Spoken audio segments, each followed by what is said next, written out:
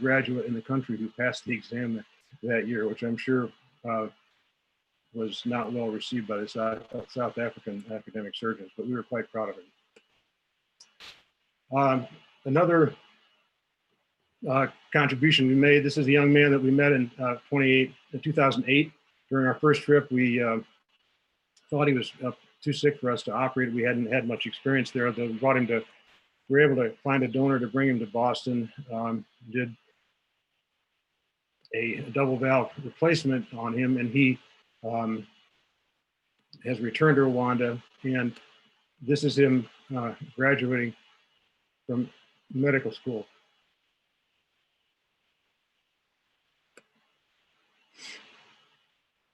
I mentioned the importance of working collaboratively across multiple stakeholders. This is a paper that just came out in the Annals of Global Health, not by our group primarily, but it was just published in September. And actually there are 6 different distinct groups, including the ministries of the government of Rwanda and some NGOs that have worked in Rwanda. And it is directed to the post-operative care and the creating of a registry and the first results from that. So it's very important to work collaboratively, both with other organizations, but also with the host country. We've also felt it important to involve young trainees in this experience. I know this can be controversial, not to go let them do things they can't do at home or that sort of thing, but because we want to inoculate them at a young age with the critical importance of this work. So we've taken surgical residents, quite a number from a number of institutions around the country, cardiac surgery residents, anesthesia residents. There have been 2 of them every year since we started, and some medical students as well. Some of the names on here are going to become leaders in this field in the future without question, and some already are. So in conclusion on this part of my comments, the Team Heart volunteer humanitarian effort has demonstrated the capacity to deliver acceptable, effective and high quality care, to transfer knowledge and skill, to mentor local personnel, to create a platform for sustainability. And I think you can argue that it has strengthened the national healthcare system. I want to talk just a moment about another opportunity and effort that's going on that I think can have great bearing on the topics that we're discussing today. In 2017, on the occasion of the 50th anniversary of the first heart transplant, Peter Zilla, who's the Christian Barnard Chair in Cardiac Surgery at the University of Cape Town, organized a South-North dialogue on access to cardiac surgery in low and middle-income countries. Surgical leaders and society leaders from around the world were in attendance, and the meeting was devoted to lack of access for the forgotten millions. This led to the creation of the Cape Town Declaration, which is shown here. This is the Declaration on Access to Cardiac Surgery in the Developing World. Notably, this was published simultaneously in 9 cardiothoracic journals in August of 2018.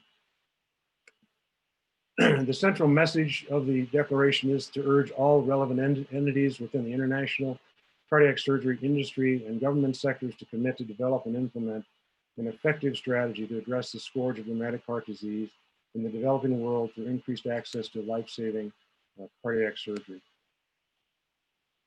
This was adopted by all major societies of cardiac surgery, as well as the World Heart Federation. It called for the creation of the Cardiac Surgery Inter-Society Alliance, populated with 2 members each from the 4 major societies, along with the president of the World Heart Federation, a representative from the medical device industry, who's volunteered to help with fundraising, and there's also Peter Zilla is also involved as in that large member.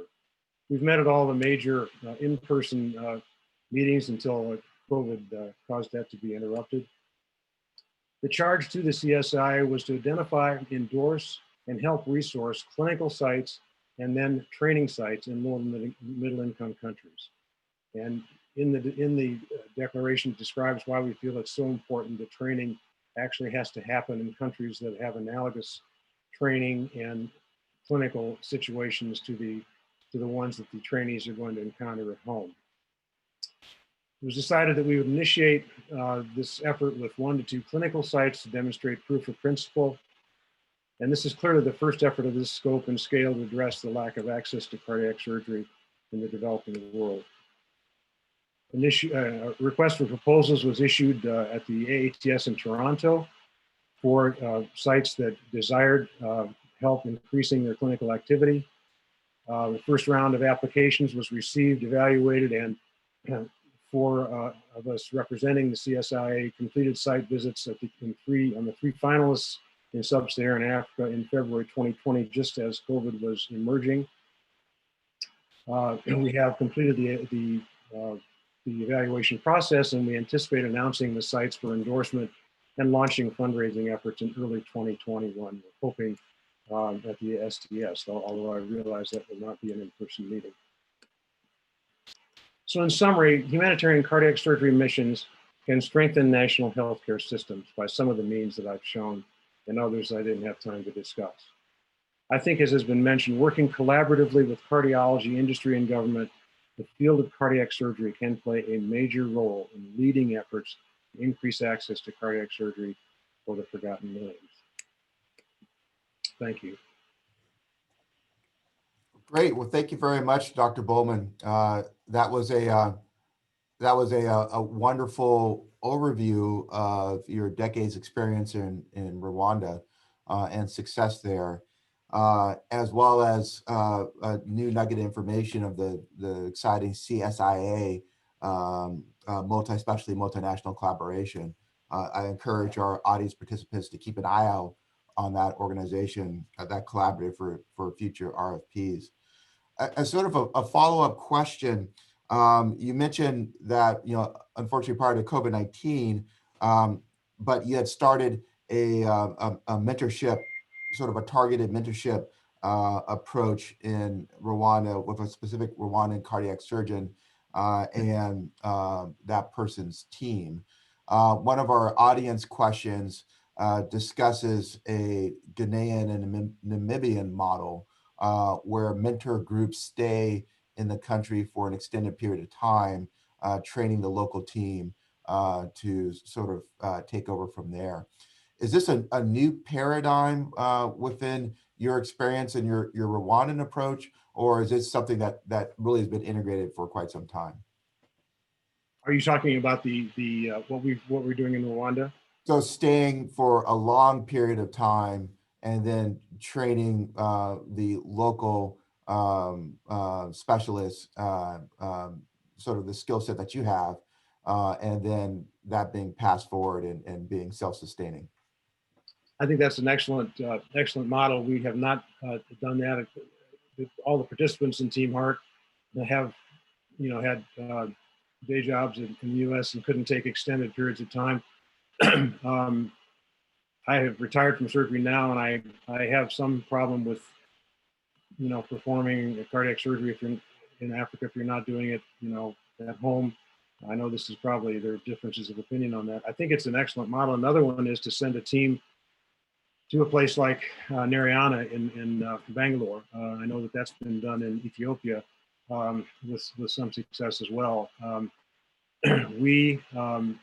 This young man, excellent young man, Dr. Masoni, was very well trained. We mentored him and helped him do 8 cases in February, and we were there. They all did very well. And we thought with the 3 or 4 more trips, he'd be ready to go independently. He has good cardiology support. There's adequate perfusion, anesthesia. Now we're trying to figure out a way to be back there virtually in real time so that we can help him continue developing his team until we can be back there in person. But certainly, I think the Namibian model is something to consider.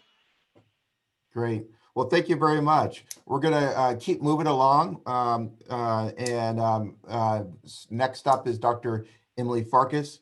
She is of the University of Indiana and the Associate Director of Global Health in Surgery.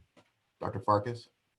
Thanks so much, Dr. Cook. And thanks to CTSNet and to this esteemed panel to be part of a group and speak about things about which we're passionate. So I want to try to tackle the role of non-governmental organizations in cardiac surgery missions, which is a big thing to hit on in 10 minutes, but I'm gonna do my best here. The way I'd like to approach it is to first assert that I think the role is very significant, and then what I think that role shouldn't be and what that role should and can be in the future. It's probably no surprise that I would take the position that that role of NGOs is significant in trying to bridge some of the really substantial gaps that we've had expressed earlier today. You know, there's not just gaps in access and delivery of care, but also in resource provision and education and training. And all of these things can be done on some level with training outside, with scholarships to go to meetings, with online curricula. But I think the main advantage of an NGO is their boots on the ground. So they're right there head to head with the surgeons and the clinicians and identifying the unique problems that are individual in each country and each program and coming up with solutions that are meaningful. It's not about how we do it in the US or how it would be best done in the UK. It's about what problems we have in this infrastructure and this context and how we solve them best and safely. I want to talk to you about a few examples of how that's been done really well. And there's countless examples of this among our colleagues and in our societies. But one I want to highlight is Heart to Heart, which is an NGO that's been highlighted and headlined by Dr. Nilus Young and his colleagues. And they have an outstanding example that's actually outlined really beautifully in the citation at the bottom of the screen.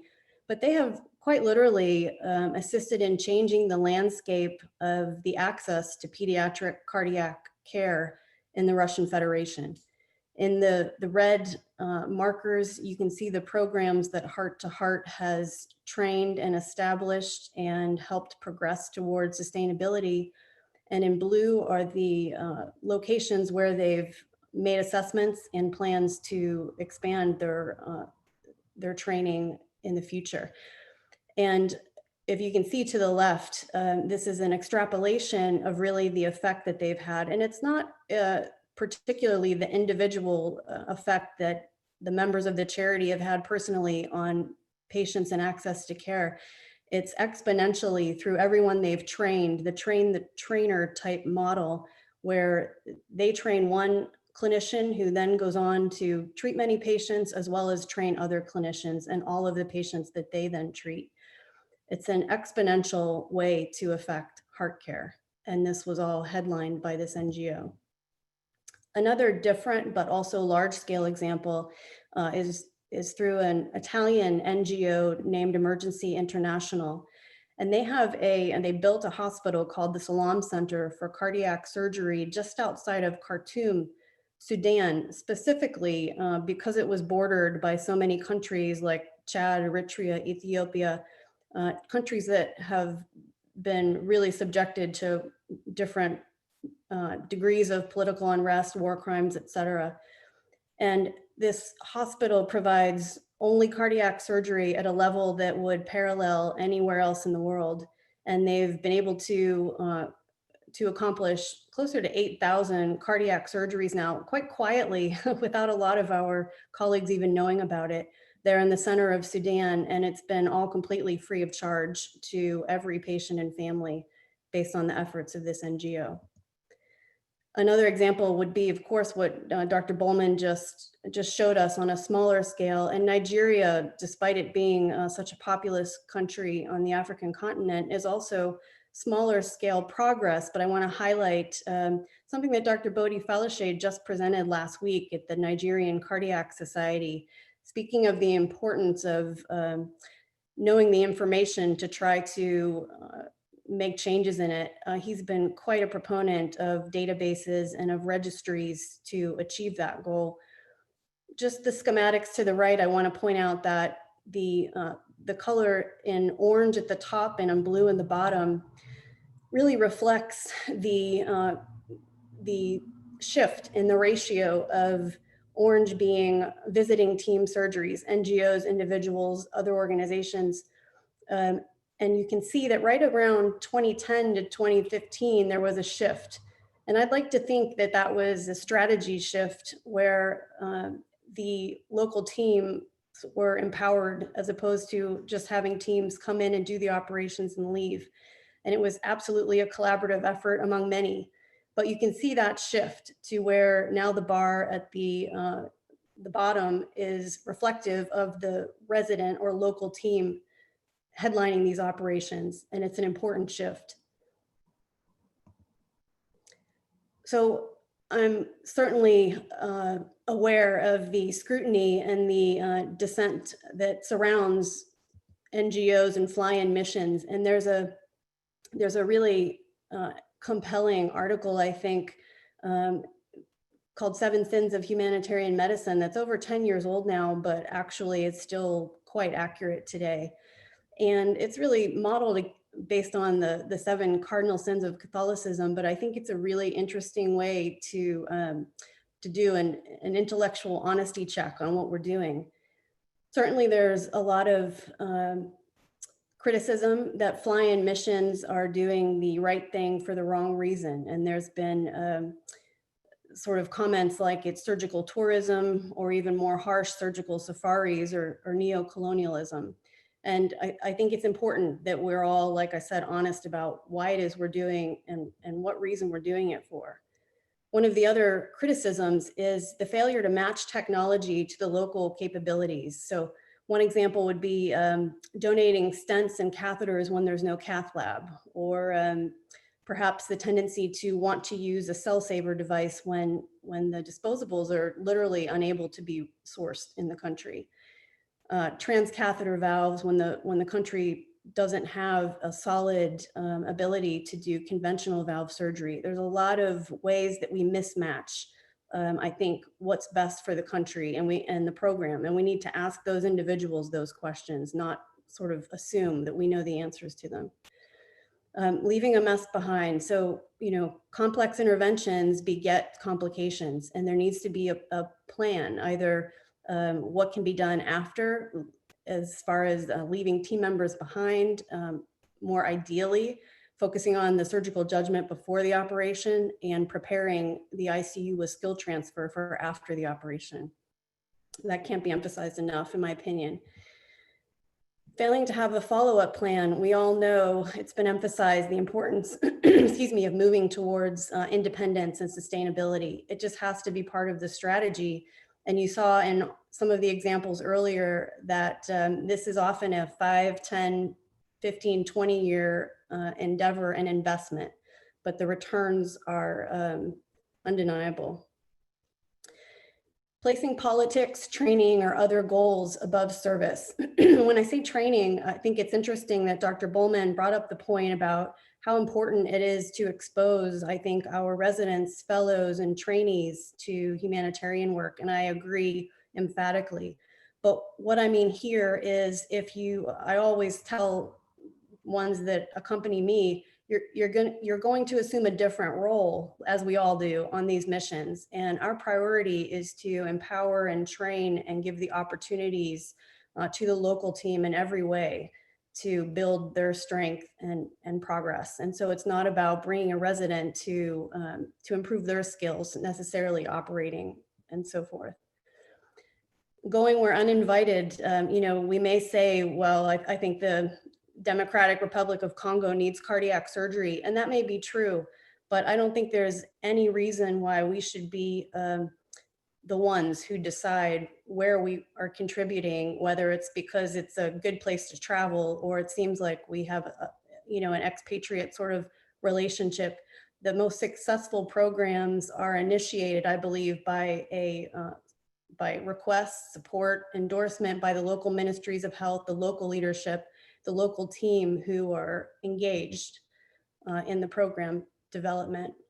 And then, as Dr. Bowman also referred to, failure to cooperate, not just with other government agencies or to use your position to influence some favorable change, but the failure to cooperate between NGOs, to me, has been the thing that's been most concerning, and it's our biggest opportunity in the future. So what should that role be? What can that role be? Again, we should be empowering with the goal of sustainability.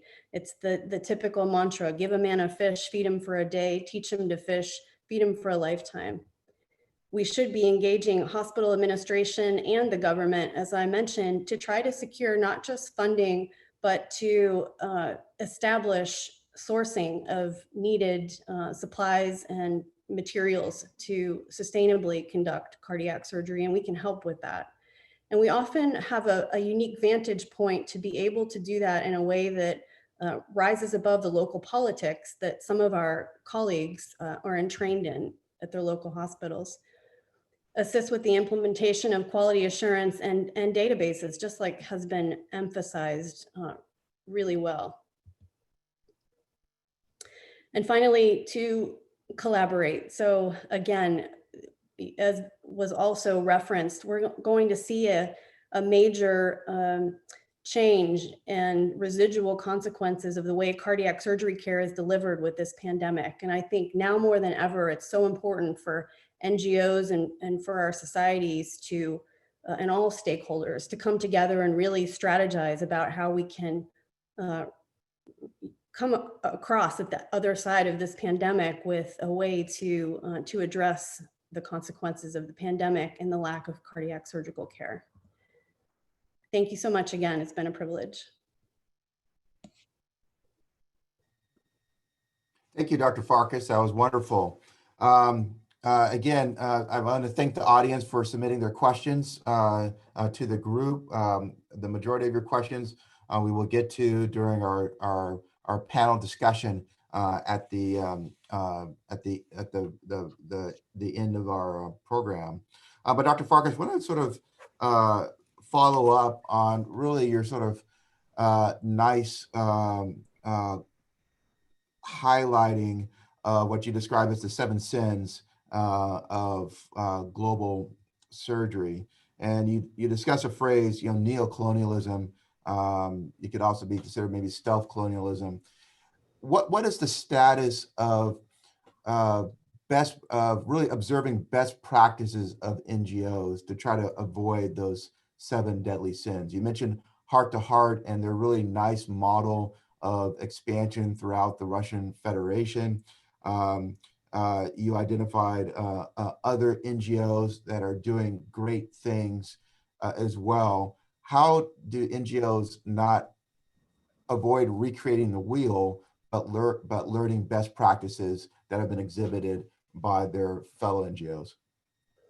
Yeah, I think it's a great question. And, I commend programs and individuals and teams like Dr. Bowman's, like Dr. Nilus Young's, who have published their data and their systematic model of expanding care, because we can all benefit from that.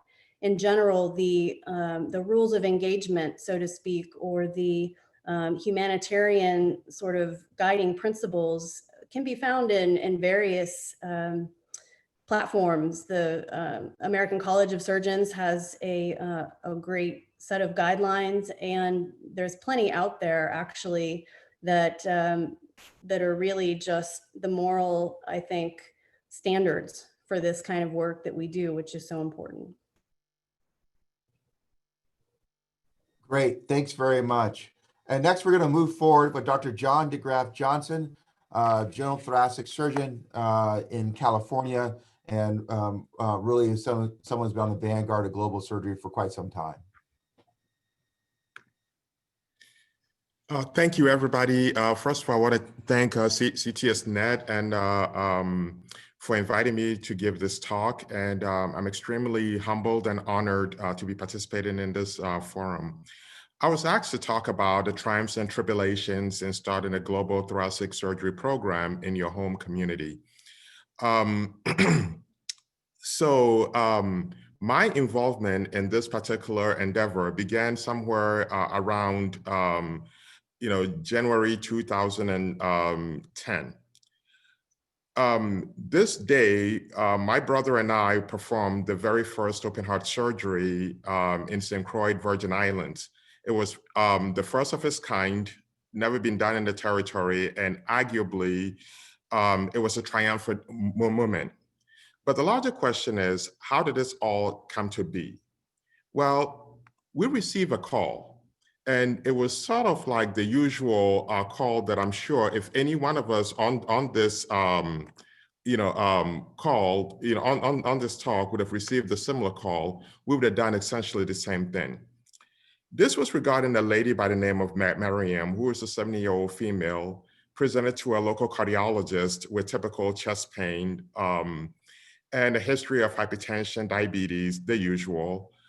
She underwent a coronary angiogram that revealed multi-vessel coronary artery disease. Now, typically, the story on the islands has been, if you're found to have a coronary artery disease, literally they fly you to Florida and then you get your cardiac surgery done. And it's about maybe an hour and a half, possibly maybe 2 hours on a fixed wing, and then you're there. However, Miriam's situation was that she neither had the resources or was able to be flown out to Florida, not to mention having a major surgery far away from home. So this represented a challenge. And where there's a challenge also provides an opportunity. So when we received this phone call, we thought, what can we do? And quite frankly, if the destination looked like this, volunteers are kind of easy to come by. So we were fortunate in that there was a great deal of people that sprang into action, and a lot of credit goes to the folks at the University of Minnesota who, by and large, volunteered a great deal of staff, resources, and the works to allow this to be possible. So we literally assembled a team, and this is what I call it in bringing in the cavalry. The team consisted of 2 surgeons, myself and my brother, a perfusionist, a scrub nurse, 2 circulating nurses, a cardiac anesthesiologist, an ICU nurse, and intensivist. And we literally felt like, parachuting like the paratroopers and descended upon the island. Along with that, there was also industry support that helped provided all the equipments that we needed. All of these were literally donated to us along with medications. So we went to visit with Miriam, we examined her, and we thought that, okay, let's go ahead and take care of her. So what did we do? We successfully performed a 4-vessel CABG, the standard Lima to the LAD, SVG to RCA, circumflex, and the diag. Miriam was cared for by a highly experienced team and subsequently was discharged home on post-op day 5 without any complications. And 10 years later, she still appears to be doing well and had grounds for patent.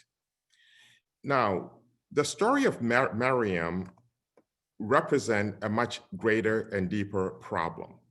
This is what has been basically alluded to by many of you on the panel that have given the talk, that once upon a time, communicable disease used to be the thing for all these developing places, and therefore resources were leveraged heavily onto that. As Dr. Frank Edwin mentioned, Jacques has mentioned that, and I think Dr. Boatman, everybody is sort of like pointed to the same data that, that I'm showing here, that the great deal of the global health problem is basically cardiovascular disease, and it's not going to change, and it's only increasing.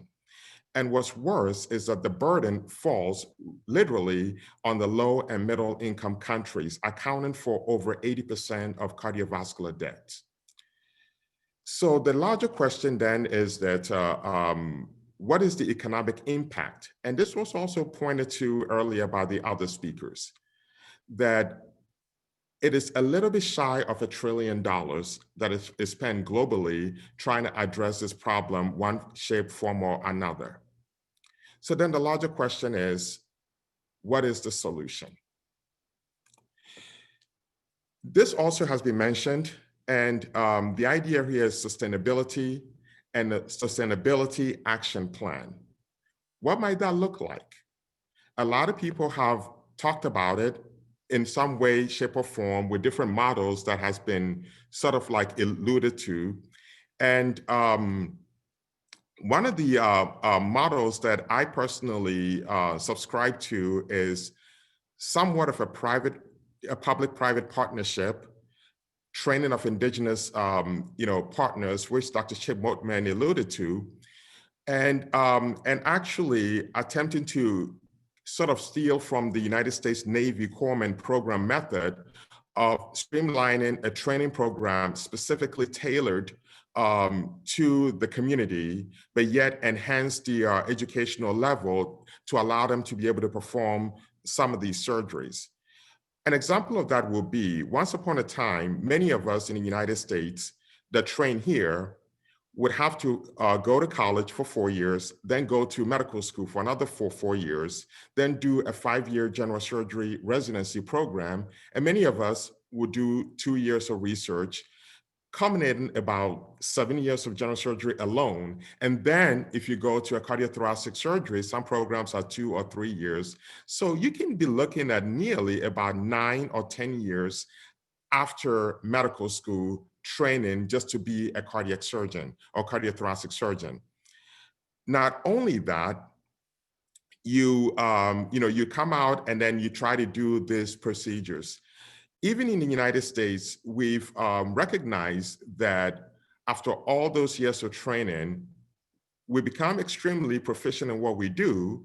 But then if you go to the major academic centers, you have people that just do lung surgery.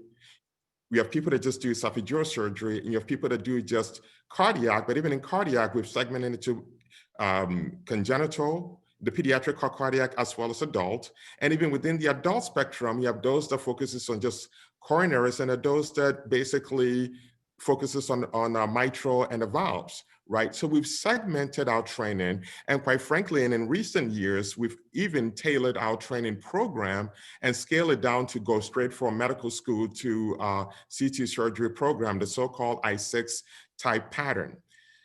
And all of this is recognizing the greater need to have individuals that are well equipped and trained to be in this space to try to do the work that they do. So trying to extrapolate from all of that and bringing that to indigenous communities and figure out what model might best work in that particular environment. Can we realistically say that one needs to, like the American model of yesteryears, of 4 years college, 4 years medical school, then 5 years of general surgery, and so forth and so on, or something else? And my thought is that there's an opportunity for something else. And that obviously we need to look towards the indigenous people to let them tell us what might work best for them and get their opinion on that. Now, obviously, there has been many challenges that have been described here on this forum. And I would like to share a quote from Muhammad Ali, and that quote simply says that impossible is just a big word thrown around by small men who find it easier to live in a world they've never even that they've been given than to explore the power they have to change it. Impossible is not a fact, it's an opinion. Impossible is not a declaration, it's a dare. Impossible is a potential, impossible is temporary. Impossible is nothing. And I like to add, the word itself means I am possible. And I also want to throw out a thought from Henry Ford, who has nothing to do with cardiac surgery. But I think this quote is poignant. Whether you think you can or whether you think you cannot, you are right. And on that note, thank you very much. Wonderful presentation, Dr. DeGraff Johnson. For the interest of time, we're going to move straight to our panel discussion. So we have the opportunity to answer many of the questions submitted by our global audience. I want to thank Dr. Brian Mitzman of the University of Utah for curating these questions. And now I'm going to pass the baton to Dr. Kabonu from Beth Israel Deaconess to take us down the home stretch. I would like to, first of all, in the interest of time, quickly introduce our two panelists. We have Dr. Kathleen Fenton, who wears many hats. She's a pediatric cardiac surgeon. She also is currently at the NIH, an affiliated scholar in the Department of Bioethics. And then I will also introduce our second panelist, Dr. Dominic Vervoet, who is the founder of INSINCTION, which is the International Students Surgical Network, and currently also an MPH MBA graduate student at the Johns Hopkins School of Medicine. I would like to start with a question for Kathleen. We've heard a lot about why we need to capacity build in low and middle income countries, particularly to address infrastructure, workforce, service delivery, and costing. What can societies do as a whole to help promote the kind of collaboration that we want to see between the North, by the North, I mean the European and the American cardiac surgery institutions, and our South, by the South, I mean the Sub-Saharan Africa, Southeast Asian, and South American countries. Hi, Jack. Thank you so much. And thank you to all the organizers of the program for asking me to contribute. We've actually brainstormed about this at a lot of STS and AATS meetings, just talking to different people that are interested in global health and global cardiac surgery. And one of the things that we've identified, I think particularly on the congenital side, but maybe applied also on the adult side, is that there are a lot of surgeons who maybe don't have as much operating experience as they would like at home.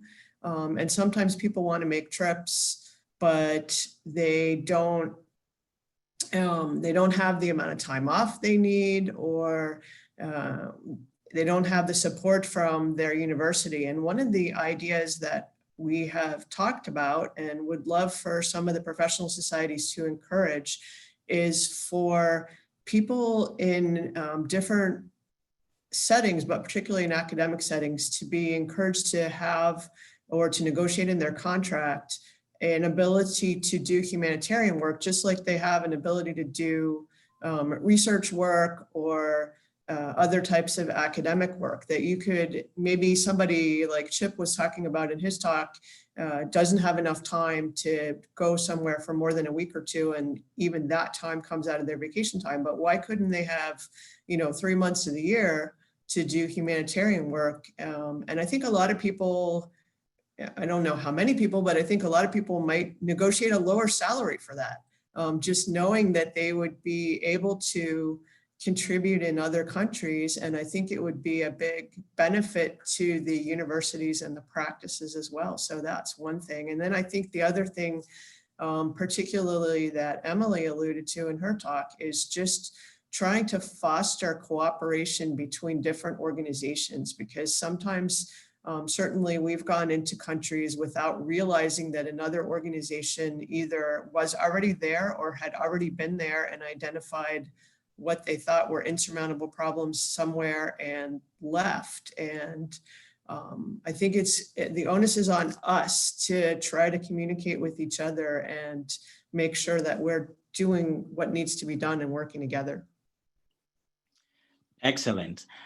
Dr. Bowman, do you have any response, any thoughts on societal involvement? Well, I think Kathleen makes an excellent point. I think there's a Rob Griviello is the young general surgeon at Brigham. He's in charge of their global surgery program now, and he has crafted just exactly the arrangement that you mentioned, where he spends 6 months of his year in Rwanda, 6 months in Boston, and I'm sure has taken a salary decrease because of that. But he and his wife are totally committed to that. She works in Rwanda as well. They've actually adopted 2 Rwandan children. So the opportunities are there for people that are passionate and want to do this. You wanted to know about society's involvement as well? Yeah, I mean, how can societies perhaps simplify the process, for surgeons who want to go and spend, 3 months, 6 months in Rwanda or in some part of the world to promote, cardiac or cardiothoracic surgery capacity building? Yes, well, I think it could start with the residency review committee and the residency regulations that really kind of restrict how much time residents can take for electives. I think if it's recognized that global health, global surgery is an interest in a lot of residents, those requirements could be modified, and that could become an acceptable academic path. We've got a couple of young people that we've worked with over the years who have incorporated global surgery into their career plans. It's new. It requires some pioneering. It requires some nurturing of department chairs and that sort of thing. But I think it can be done, and we're really at the point now where to take the next step, as Emily was saying, to get to sustainability, we really do need to have people to be able to go there and spend more prolonged periods of time. Thanks, Dr. Bowman, for your response. My next question is for Dr. Verwoerd. Dr. Verwoerd, how can students and residents be more actively involved in global cardiothoracic surgery work? Great, thank you so much. First of all, also a thank you to the organizers and the great speakers as well for the great presentations. It's a great honor to be here as well. I'm kind of speaking from my perspective on the non-clinical side of student and resident involvement in global cardiothoracic surgery, as well as broader in the global surgery movement. Dr. Bowman has nicely highlighted how students and residents can play an important role within the clinical aspect of global CT surgery, but also from the non-clinical side, whether we're talking about advocacy, research, health policy, et cetera. There's major opportunities that we actually also have to recognize in terms of the potential of the future of the OR or the future surgical and non-surgical workforce. Dr. Bodoni, your talk as well highlighted nicely how there is a major need for data. We currently are expanding clinical services on the smaller scale as well as on the larger scale to a variety of means, whether it's governmental or through NGOs. But to a large extent, there is little integration thereof within kind of the broader health system in terms of how these services integrate within the health system, communicate with non-surgical, non-cardiothoracic surgical services, what the current gaps are, what the implications thereof are, what is needed in terms of health financing or health costing to actually drive down the cost, but also to make sure that governments and policymakers are recognizing that cardiac surgery or cardiothoracic surgery is not just an expensive or a complex service, but something that also has a major socioeconomic impact in terms of cost effectiveness, in terms of the gaps that are needed and the targets that we should be setting to actually cover the major burden of cardiovascular and thoracic burden of disease. And I think that large groups, student groups, resident groups, such as, for example, Incision, the International Student Surgical Network, which currently convenes over 5,000 students and young doctors in over 80 countries, as well as academic programs like, for example, the program in Global Surgery and Social Change at Harvard Medical School, are recognizing and leveraging the power of students and residents to actually actively be involved in the research capacity as well as the advocacy and policy perspective to ensure that we do not only have the data, but are also grabbing a seat at the table and are knocking on the door of policymakers to make sure that they better recognize the arguments that we are making and trying or hoping to make. That's excellent. Excellent points by Dr. Verwoerd. Dr. Emily Farkas, I have a question from Dr. Pierre Theodore. He wants to know if there is any data on between the mission model of surgical outcomes and locally performed surgery by the local teams. Do we have any data in the short and long term to justify why capacity building, leveraging mission models?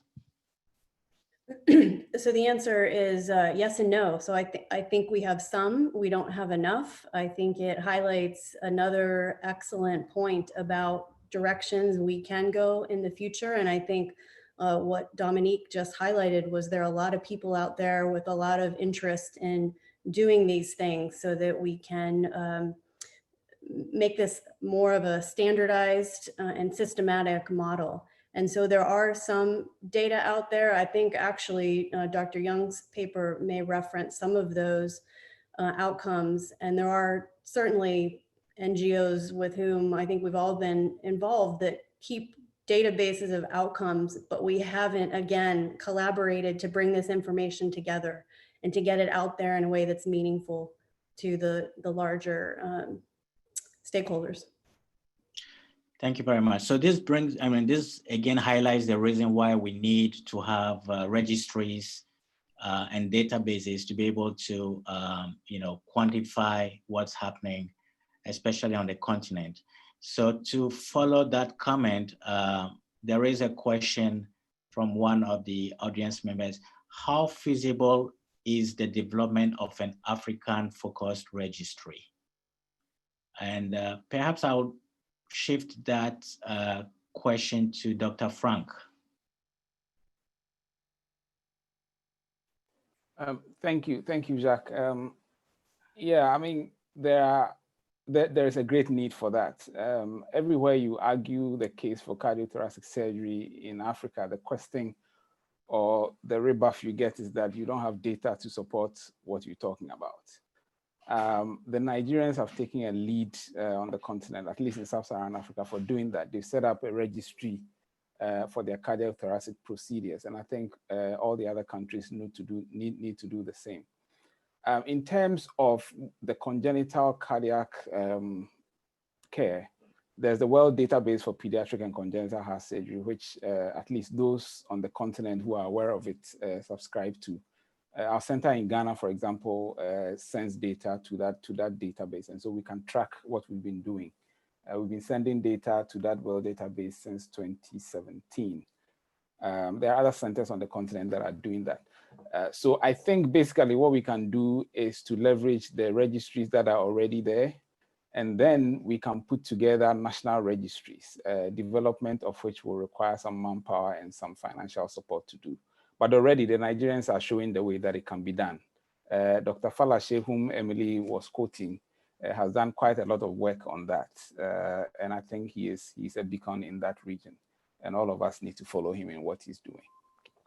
Well, thank you. On that note, thanks, Dr. Frank. On that note, I think we just have about a minute left. I would like to thank all the panelists, the audience, my co-moderator, Dr. Cook, for an excellent webinar session on mitigating cardiothoracic surgery health disparities.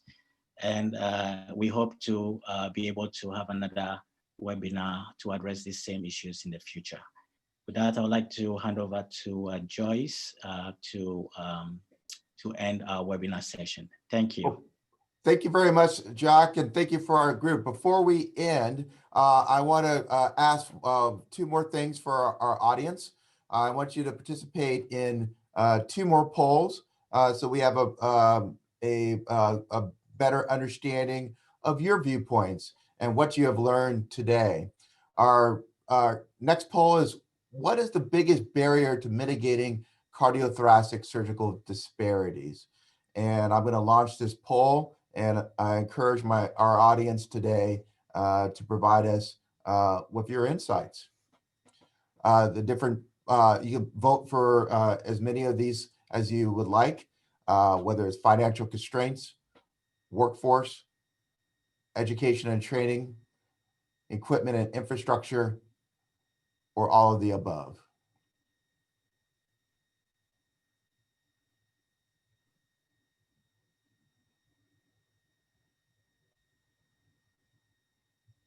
There's 30 more seconds for this poll.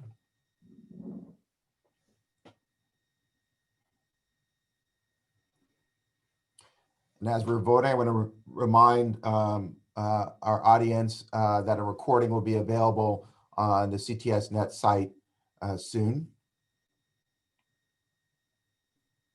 So if you missed something or you want to go back and review something, that will be available to you.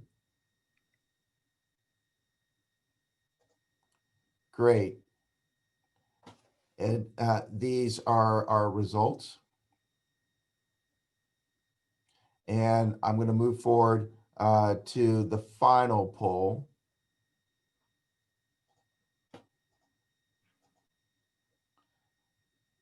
And that poll is, how can professional societies best support global cardiothoracic surgical involvement?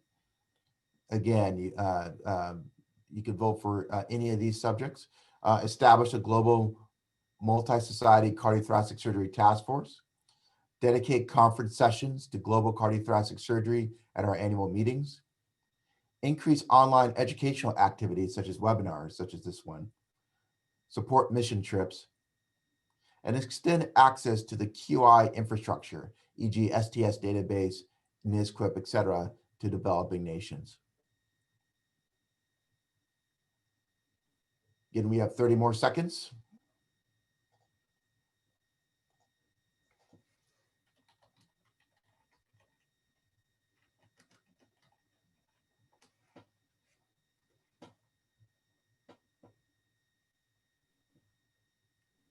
And here are our results.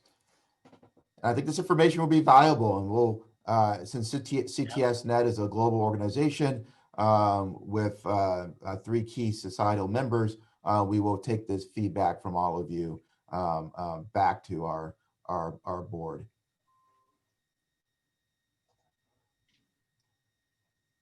Well, thank you very much. And we really appreciate our expert panelists who are all international experts in global health. And we want to thank our audience and look forward to further didactics from CTSNet. And have a great, wonderful rest of your day.